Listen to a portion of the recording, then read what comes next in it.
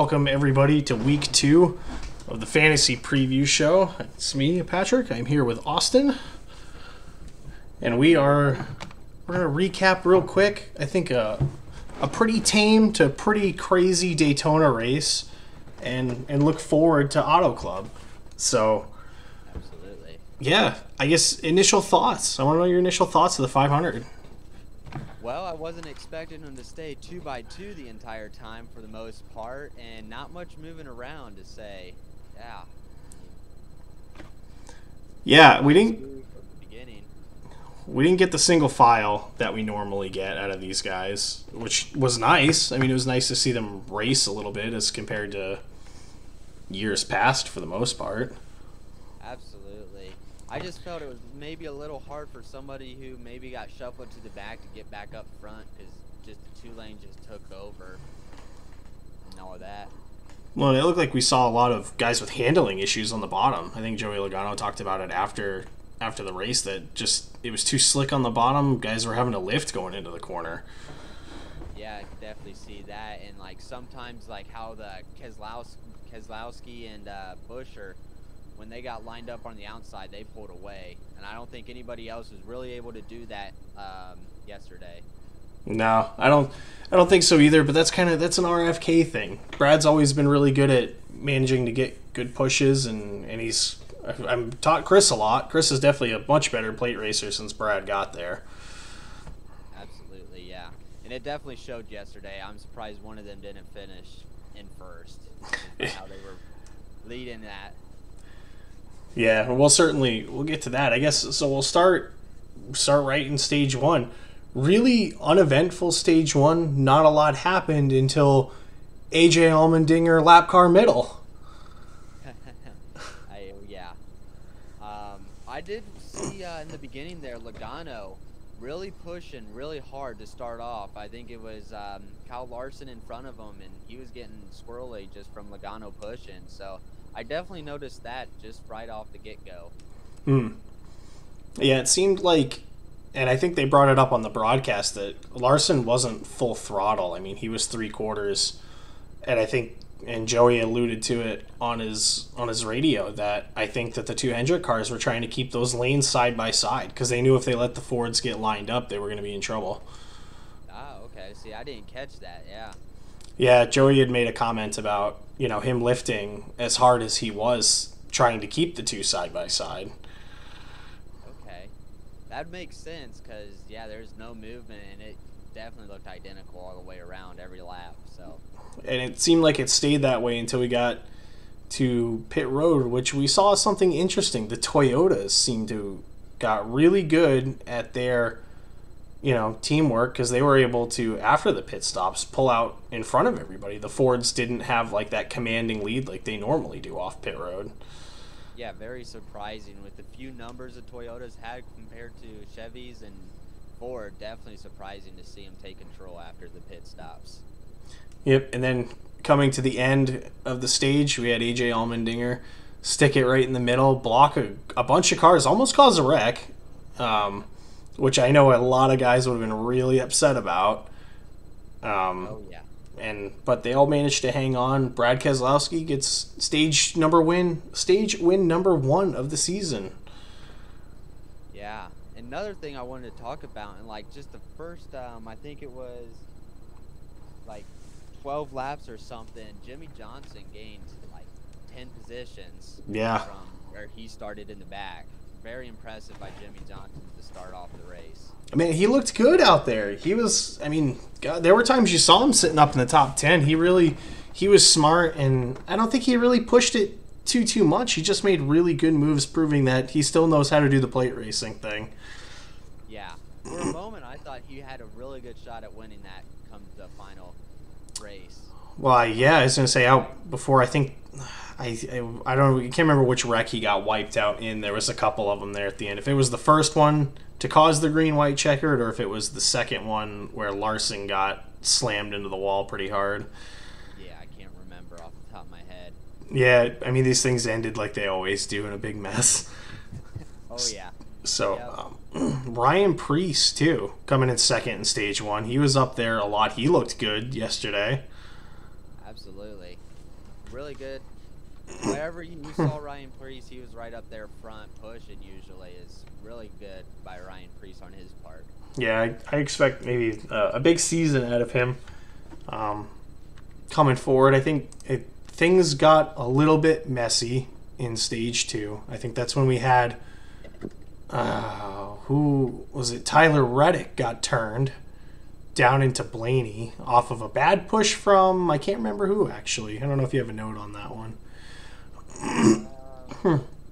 What stage was it again? I think stage 2. That was when Tyler Reddick got turned, and it wadded up a couple of cars.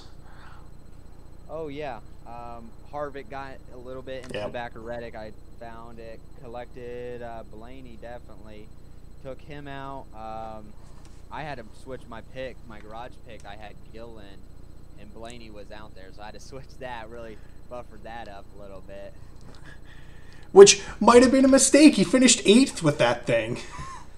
Yeah, I honestly didn't look at the points too much on how I finished with my drivers. So it as crazy as it is, and I think we'll talk about it a little bit later.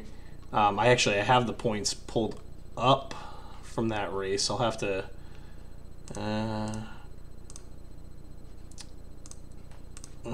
There they are. Yeah. I don't think he didn't do too bad. He got decent points. Yeah, 10th most points, given everything that happened to him. I would say pretty good, considering he was missing the whole front of the car. Yep. So I believe we had that wreck in stage 2. I don't think not a lot else happened. Obviously, you feel for Tyler Reddick. He was up there. You feel for Blaney, just kind of a victim of plate racing. I mean, they were both at the front, and it just takes one bad bump in the corner, and these guys go around. Yeah, nowhere for them to go. We saw that all night long with every wreck. They were just all stacked up to start with, and then a wreck bust out, and they're all collected. Yep. And then, so Ross Chastain picking up stage 2 win, so he's got a stage point to go with Keselowski to start the season. A lot of Chevys up front, though. Stage 2, Alex Bowman 2nd, Ricky Stenhouse 3rd. We'll talk more about him later. You know, William Byron, AJ Allmendinger from lap car middle to 8th in the stage, picking up valuable points for a team that's trying to be more competitive this year. Yeah, definitely saw them up front here and there until he got moved into the middle, but they were looking pretty strong there at Daytona a little bit here and there. Yeah. So I think AJ is going to do wonders for that team again this year. How competitive they be, maybe next week. That's when you're going to see kind of the real, I think, contenders for the season is once we get to AutoClub. And I think outside of that one wreck, it was a pretty tame race up until Daniel Suarez gets a bad bump down the back, or coming out of 3 and 4. Around he goes. Here comes the caution. And, and when that happened, I thought Kyle Busch was in a prime position to win the Daytona 500. I thought he was going to. I thought so too. Honestly, I liked what he said over the radio 20 years ago or back in 1998. Yep. That would have been it, boys. So. And that would have been it. Back before we had these, I can't even remember when they implicated it, sometime in the 2010s when we started doing this overtime thing. That would have finished the race for him. And I think a lot of fans probably would have been angry if that was the wreck that finished the race, as opposed to the one we got anyways. But I think he had Dylan right behind him at that time, and you knew that 3 car wasn't going to move until probably out of 3 and 4, if he moved at all. Yeah, I was looking forward to that one actually going to the finish line. I wanted to see how that played out. It would have been really interesting because I think, was it Larson behind Byron? Byron, okay, yeah. So he would have definitely made the move, and it would have been too wide for probably a photo finish. Yeah, and it would have been a great finish too. And what a way for Kyle Busch to. I know it didn't end well for him, but to come out to lead laps, to look really, really strong when typically you see him not up there a whole lot at plate tracks. He doesn't have a great record there. So he did good, and that was strong game by him. Definitely. And then we got the first of two big wrecks when I don't know if Byron got pushed into Austin Dillon by Keselowski, but off of the nose of Byron, Austin Dillon gets turned in front of the field. Big pile up. Yeah, definitely. Shook everything up. It took out a lot of contenders. There was a lot of really, really fast cars that got piled up in that mess. Yes. And then as we come down to another green-white checkered, poor Kyle Larson. Just an absolute shot into that wall. Yeah. I mean, that was scary to watch. I mean, he hit that thing a ton. Yeah. All the in-car cameras, they showed a couple and just some hard hits by each and every one into the wall. I don't know if they fixed the car. I would assume they did over the off-season to reduce concussions, but I guess only time will figure out. But it still looked hard on that in-car camera every time they showed it. I know they talked a little bit about it, I think, before the Coliseum race. They changed something with the way that rear clip is mounted. I think they got rid of two structure bars that were pretty thick. Okay. And they added some angled bars at the bottom to kind of give it a little bit more. Guys are saying it doesn't feel any different. It still feels just as hard as it did before. Yeah, it doesn't look much different, to say the least. So, no. I guess, again, time will tell. This is only the first race of the season. We'll know more as the season goes on, to say. Yeah, for sure. And then that caution, they don't let them race it back. They threw the yellow flag, and Ricky Stenhouse Jr., your Daytona 500 champion this year. Yeah, surprising a little bit. The guy that I said to stay away from. So we're not starting the season off great, but hey, give him all the credit in the world. He did what he normally does, just didn't get caught up in one of the messes this time. Yeah. So I was shocked to see him up there, and it was like the Xfinity race. They had to go back, look at when they threw the caution to decide the winner. Honestly, I thought Logano had it for a second.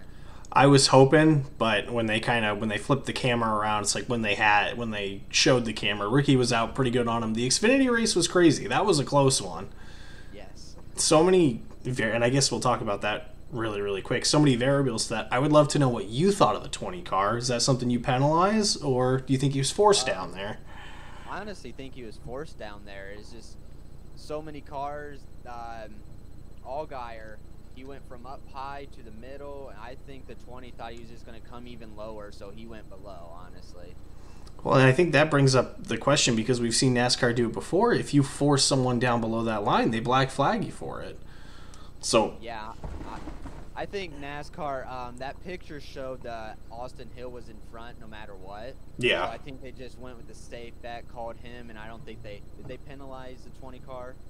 I can't remember. They didn't penalize the 20, but I mean, by the rules, one of them went down to pass, or one of them forced the other one down, and they should get the black flag and go to the end of the line.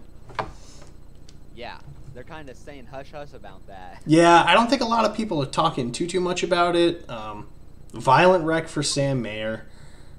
I mean, it's getting to the point where how many more of these Xfinity races have to end like this? I mean, I feel like it was the same story last year.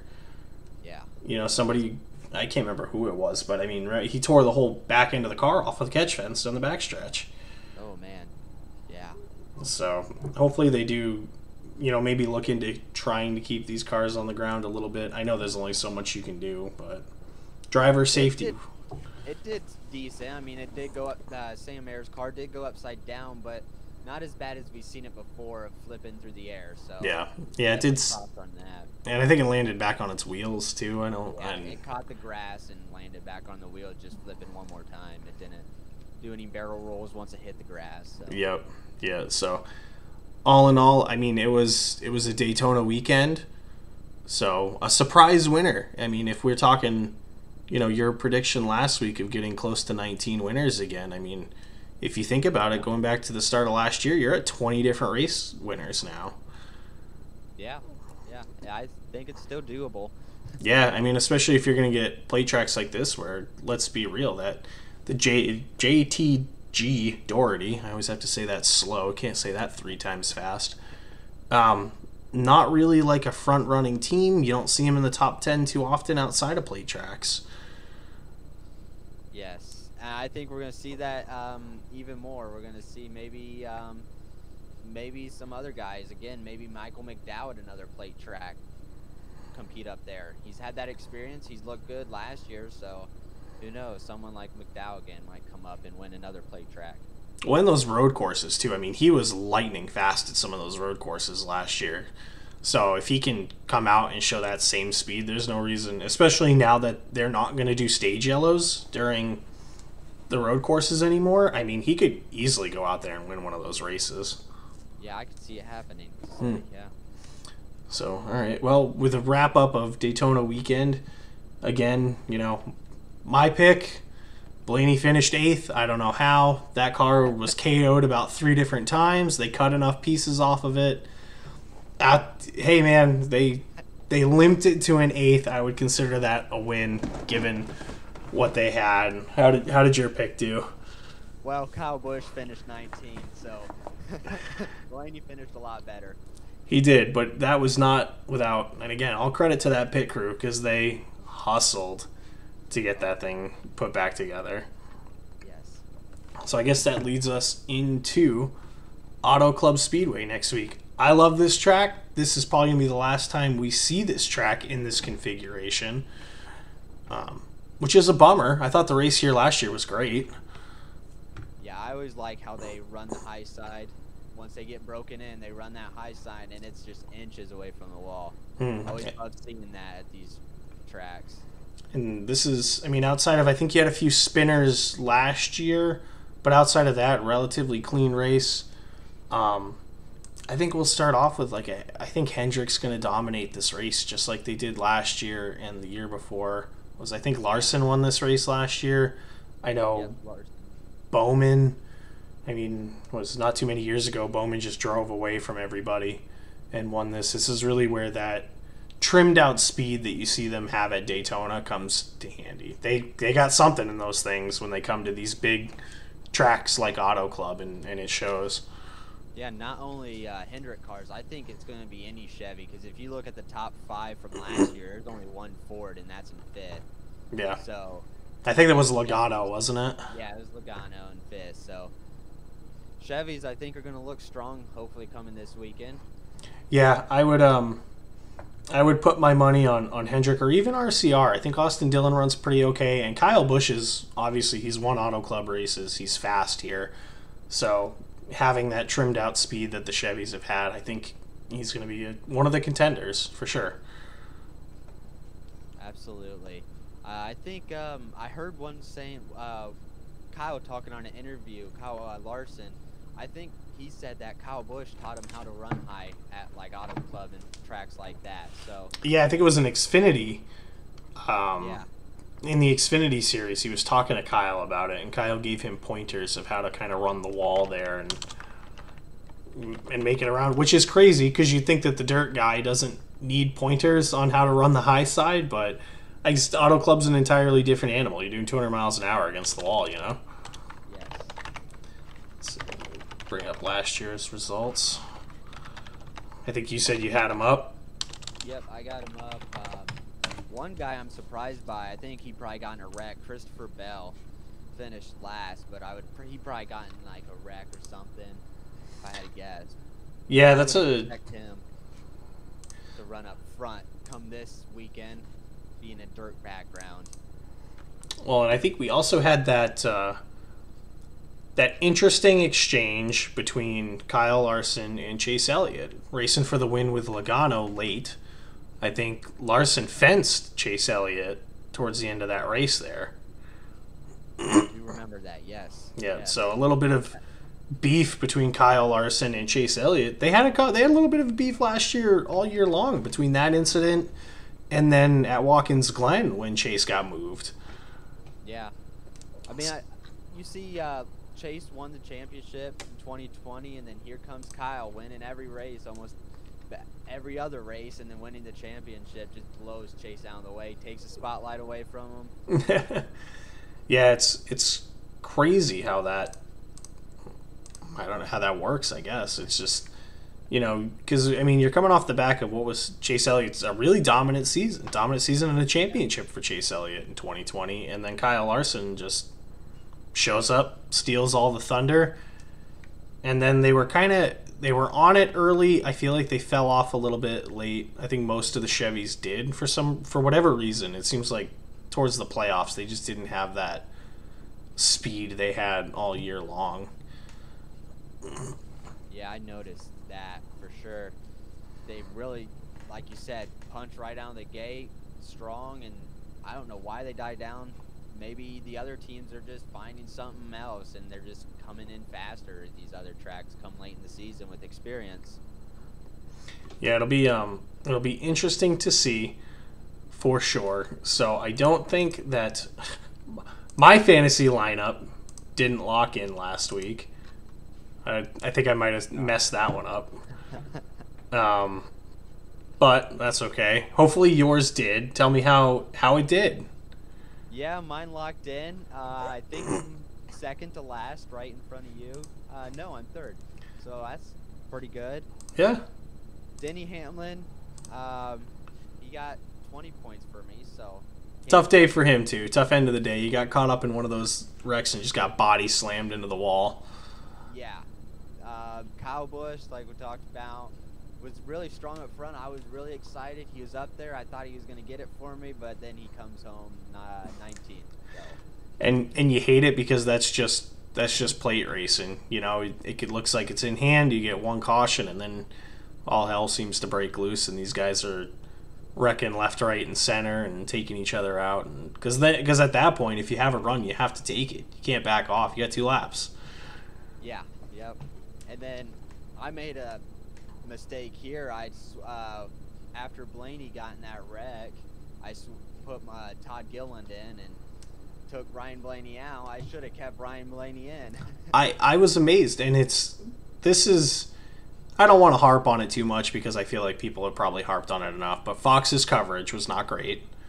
Yeah. They awfully timed commercials. I know that you have to, as a big network program, you have to fit the commercials in there. I totally get it. But it just, again, the timing of it is awful. Because I think we saw it with, like, the Fords coming off of pit road. The Chevys were behind them, closing in fast. But it's like you saw the Ford starting to line up, and then they cut to commercial. I'm like, what are you doing? I'm like, yeah. We just had a situation where we got lap car middle, and it almost caused a wreck. Why are you cutting away from this right now? Wait a lap. Then go. Like, is it going to make a difference if you wait 45 more seconds? They also did something like that, but it was like side by side. Oh, yeah. Comes out. Yep. I'm just like, cut back. I want to see what happened. I couldn't really see it that well. So it's funny. They were on. This was the Tyler Reddick wreck. They were on Tyler Reddick's rear bumper camera as they went to side by side as he's getting turned. It's just, again, I don't want to harp on it too much. I know people already have. But with the Blaney subject, they didn't talk about it. They didn't say he was back on track. All I know is they kept saying, oh, so-and-so are out of the race. It's like, well, then I assume Blaney's still limping around somewhere, but we never saw him. And then you get one of these green-white checkers, and you're like, oh, there's that awful yellow and blue car missing the front bumper in 15th. Yeah. And it's like, oh, well, I guess he's going to sneak a top 10 out of this somehow. Yeah, some way. Like the clash of Eric Jones a couple years ago. Oh, God, that car was destroyed. Absolutely. I think, like 3 cars finished that race. That was terrible. So jumping into AutoClub, I'd love to know, who do you have as your winner this week? Well, I'm between Kyle Larson and Christopher Bell. Got to go with 2 dirt track racers. Kyle Larson won it last year, and then Christopher Bell, I can see him right up there competing for it. I'm going to take your last week's pick. I'm going to go with Kyle Busch this week. I think he gets it done. Austin Dillon finished second last year. That RCR equipment was fast here. The Chevys are fast here. We know Kyle Busch is fast here.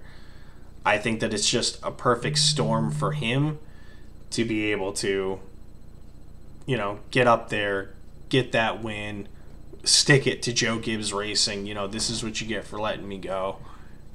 Oh yeah. I think this is going to be his weekend. It's too many variables that work out in his favor. Yes, absolutely. Great track by his part. Yeah.